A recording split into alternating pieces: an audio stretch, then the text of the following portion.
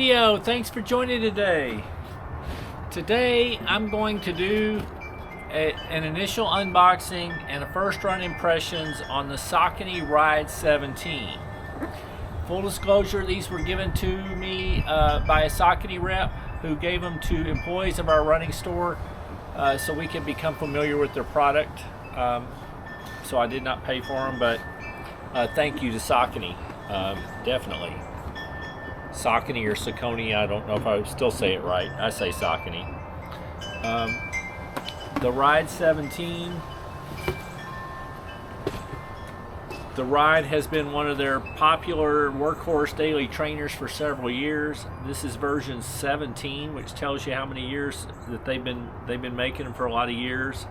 The biggest changes in this shoe, I think, are the midsole primarily. They've gone to a Power Run Plus midsole, which is supposed to be a bit pouncier.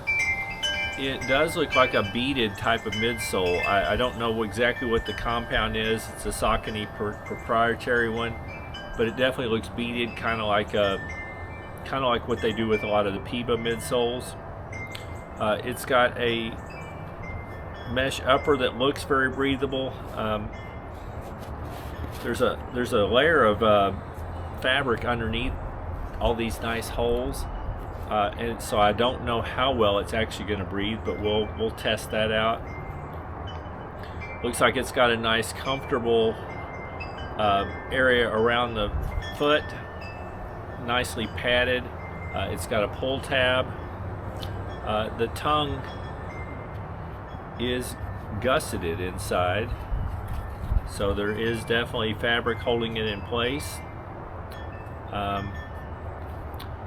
It should be a very cushioned ride. It's 35 millimeters of stack height in the heel, 27 in the forefoot for an 8 millimeter drop.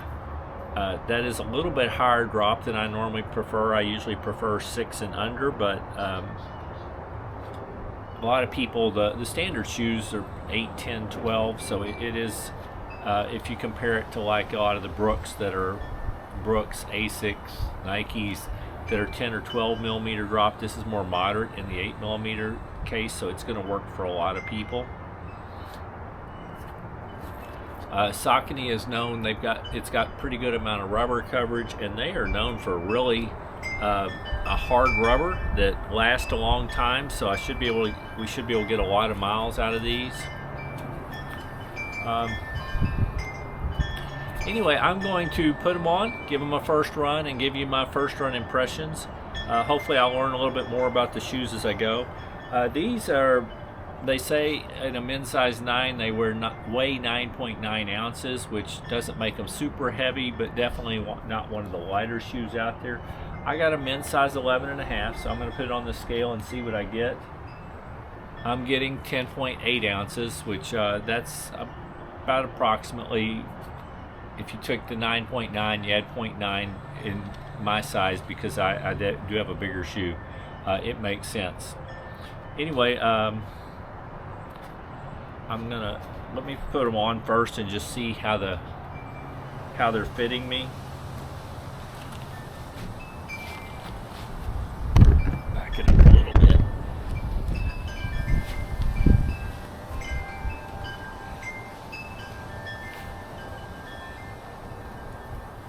Step and feel is good. There's plenty of room in there for my feet. They're not necessarily quite as wide in the forefoot as my Ultras or my Topos, but there's still plenty of room in there, and with this mesh upper, it's still expands plenty well. I mean, it's comfortable. Okay guys, so I finished my initial run in the Saucony Ride 17s, and I was just going to give my initial impressions. First, I will say they lock down really well. They're very comfortable. Definitely lots of cushion, fairly soft, and you can definitely still feel some bounce, some energy return. They're definitely comfortable that I will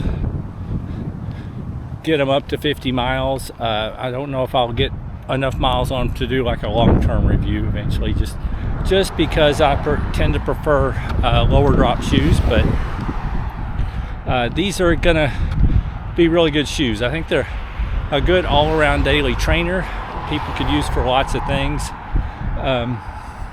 I know they're going to be good for like a daily slower run. I know they're going to be good for long runs. You might even be able to pick up the pace in them. I didn't really test that today. I'm just a few days out from my Badger 100 miler, so I don't need to be running hard.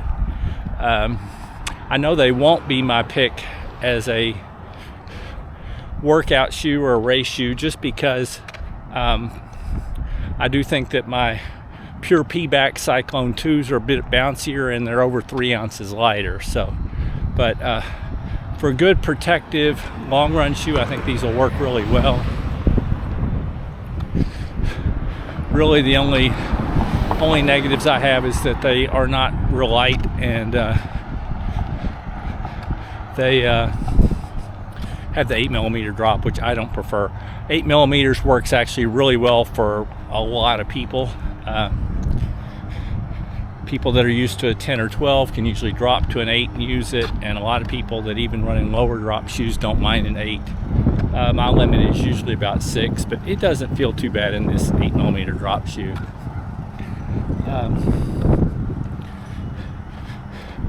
Anyway, I like the shoes.